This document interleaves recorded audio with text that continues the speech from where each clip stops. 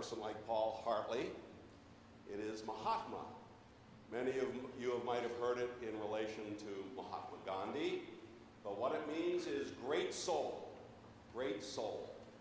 And in truth, we go through our lives, and only on occasion do we encounter a truly great soul, a profound spirit that exudes from a person from the first words that come out of their mouth to the last breath that they take, and in every action that they undertake in their life. And we all know that Paul Hartley was a great soul. That wonderful reading from Romans is something you might want to take home and look over and over again, because it both summarizes the truth about God's love and about Paul Hartley's way of being in the world. Where can I go, Paul says, to get away from the love of God? Where indeed can we go to get away from the energy of Paul Hartley when he's on task or on point to make something happen in his community or his church? Paul was a relentless pursuer of persons to get something done. And it wasn't about Paul most of the time. Now, most of the years I've been here, we've had a 7 a.m. Eucharist on Tuesday mornings, followed by a breakfast at which I cook for everybody who comes to the Eucharist. And you're more than welcome to join us any Tuesday morning at 7 a.m. But Paul would always have to leave early because he was on his way back to Hoover High School to get the mentoring program going for the students there at Hoover. So every Tuesday morning he was in bright cardinal red, and as soon as he had eaten what we had cooked for him, he was out the door with whomever he could take along from the Tuesday morning breakfast. And believe me, he had Sarah going and Fred Kraft and others. I even got the pleasure of going to Hoover once to read to the students in one of the programs that Paul was doing, and shared with them one of the great poets from Baltimore, where I'm from.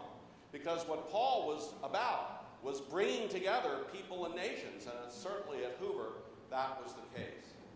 Paul was relentless in trying to bring people into the life of the church, and he was relentless in his last years about finding all of those who had been part of the life at All Souls and inviting them back with dinners and other opportunities to come and return here, because the life of faith was really important to him.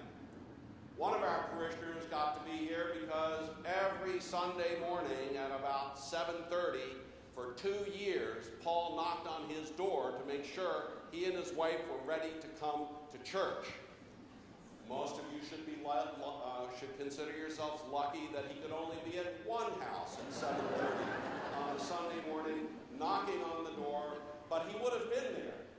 Not because Paul had any exaggerated idea that there was only one way to be about loving God in the world, but because Paul had exuberance for this place and this community and the spirit of this congregation, and he wanted to share it with you and to bring you closer to God, however that might work best for you.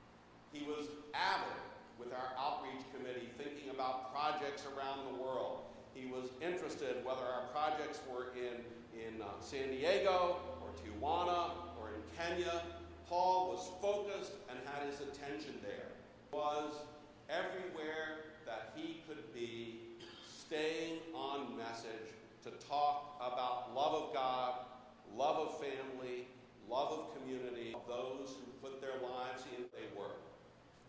He loved you just what you did. And so we're in a position where we lost a great soul from our midst. Inspiration has stepped away. He will not be there with his ukulele or his cornet, and I know he won't to go to church with his cornet, so you should be glad you weren't in that community either. We won't have that gentle nudge, the inescapability of Paul's relentless caring for God, country, community, and family to remind us of what is best and most important in us, which is that power of love. So, my brothers and sisters, we're going to have to do it for one another. We're each and all of us in our own way going to have to pick up part of the mantle of that great soul and carry it forward in that place where he touched you most deeply, If there is a job that needs to be done that Paul used to do, and you'll notice that it may not be being done in the weeks ahead, you should pick it up cheerfully and do it. And if you can't do it by yourself, invite somebody to come and help.